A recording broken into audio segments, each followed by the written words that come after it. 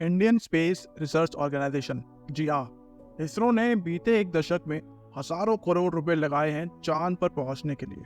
क्या वहां कोई सोने की खान तो नहीं जो इसरो तुला पड़ा है चांद पर पहुंचने के लिए?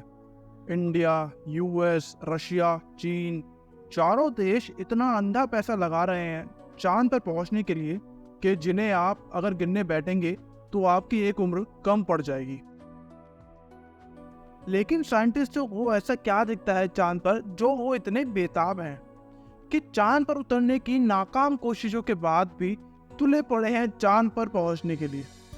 चंद्रयान 1 और चंद्रयान 2 के फेल होने के बाद भी लगभग इसरो ने 650 करोड़ लगाकर फिर से चंद्रयान 3 को भेज दिया है चांद पर। आज ये जानने की कोशिश करते हैं कि आखिर चांद पर ऐसा क्या है जो पूरी दुनिया के साइंटिस्ट चांद पर पहुंचना चाहते हैं। हाल ही में चंद्रयान 3 को लूनर सरफेस पर सॉफ्ट लैंडिंग के लिए भेजा गया था। फिलहाल चंद्रयान 3 कल ही अर्थ के 5वें ऑर्बिट में एंटर किया है और 1 अगस्त की रात को लूनर ट्रैजेक्टरी में धकेल दिया जाएगा, जिसके बाद 23 अगस्त को चांद पर सॉफ्ट लैंडिंग करेगा। चंद्रयान 3 लूनर सरफेस पर सॉफ्ट लैंडिंग करने के बाद वहां एक पूरा लूनर डे बिताएगा, मतलब 14 दिनों तक कुछ नंबर ऑफ एक्सपेरिमेंट्स करेगा वो चांद पर। इस मिशन में ये खास है कि चंद्रयान मून के फार साइड पर लैंड करेगा, जो कि अपने आप में ही बहुत ज्यादा मुश्किल है। चंद्रयान 2 की भी लैंडिंग फार साइड पर प्लान की गई थी, पर विक्रम की हार्ड लैंडिंग की वजह से वो मिशन अबॉर्ट कर दिया गया था। इस बार बहुत सारे बदलाव किए गए हैं विक्रम की सॉफ्ट लैंडिंग कराने के लिए, बिकॉज पिछले मिशन में यानी चंद्रयान 2 मिशन में जो भी रीजन रहे थे उसके फेल होने में, उन सभी रीजंस का बहुत ध्यान से, बहुत देखभाल के स्टडी किया गया है। और इस बार विक्रम की लैंडिंग टेस्ट करने के लिए उसको कई बार हेलीकॉप्टर की मदद से कई हजार फुट से जमीन की ओर छोड़ा गया था, ये देखने के लिए कि विक्रम सॉफ्ट लैंडिंग करने में सक्सेसफुल होता है या नहीं। फार साइड पर सॉफ्ट लैंडिंग करने में अभी तक एक ही देश कामयाब हुआ है, जो कि है चाइना। अगर इंडिया चंद्रयान 3 की मदद से फार साइड में सॉफ्ट लैंडिंग कराने में सक्सेसफुल रहता है तो वो दुनिया का दूसरा ऐसा देश बन सकता है जिसने फार साइड में सक्सेसफुली सॉफ्ट लैंडिंग की हो। बताया जाता है फार साइड में जो मिनरल्स और एलिमेंट्स है वो बहुत रेयर है। ऐसा इसलिए है क्योंकि चांद पर बहुत से मीटेरॉइड्स टकराते हैं और चांद पर एटमॉस्फेयर ना होने की वजह से उनमें कुछ भी बदलाव नहीं आता।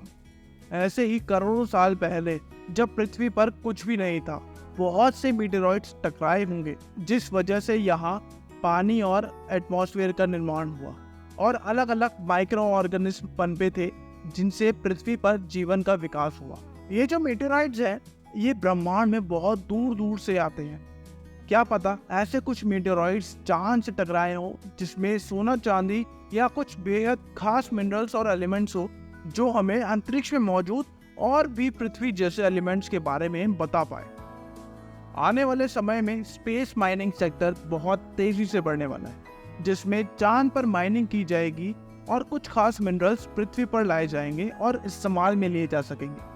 और दूसरी चीज है जो साइंटिस्टों को चांद पर जाने के लिए मजबूर करती है, वो है अंतरिक्ष के अनसुलझे रहस्य। जब हम पहाड़ों पर जाते हैं तो वहाँ रात को बहुत से तारे देखने को मिलते हैं। वैसे तो तारे शहरों में भी देखने को मिल ही जाते हैं, मगर पॉल्यूशन की वजह से कुछ ही तारे दिखाई देते हैं। और जैसे कि चांद पर किसी तरीके का एटमॉस्फेयर नहीं है, साथ ही वहाँ किसी प्रकार की गैसेस भी नहीं है, तो सोचिए अगर चांद पर खड़े होकर हम तारे देखने लगे तो क्या ही नज़ारा होगा। लेकिन इसको साइंस के नज़रिए से अगर देखें तो साइंटिस्ट अगर चांद पर कोई ऑब्जर्वेटरी बना ले, एक ऐसी लेबोरेटरी बना ले जहां से वो स्पेस को स्टडी कर सकता है और वहां टेलीस्कोप लगाकर अगर दूर के ग्रह देखने में कामयाब हो जाता है तो अंतरिक्ष के बहुत से राजों से पर्दा हट सकेगा, जो कि साइंस के क्षेत्र में बहुत बड़ी उपलब्धि होगी।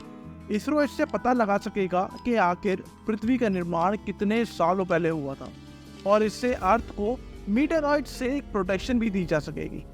अभी भी ऐसे बहुत से छोटे बड़े मीटेरॉइड्स हैं जो पृथ्वी की तरफ बहुत तेजी से आते हैं, बट यहाँ पहुँचने से पहले ही पृथ्वी पर मौजूद एटमॉस्फेयर की वजह से नष्ट हो जाते हैं।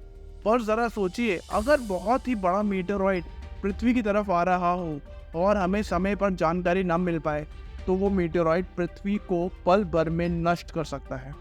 अभी रिसेंटली एक हॉलीवुड मूवी आई थी जिसका नाम था डोंट लुक अप।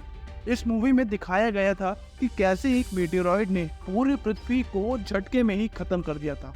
लेकिन अगर चांद पर रहने लायक व्यवस्था कर ली जाए, कोई लेबोरेटरी या ऑब्जर्वेटरी बना ली जाए, तो ये जानकारी हमें काफ़ी जल्दी मिल सकेगी और उन उल्कापिंडों को अंतरिक्ष में ही नष्ट कर दिया जा सकेगा।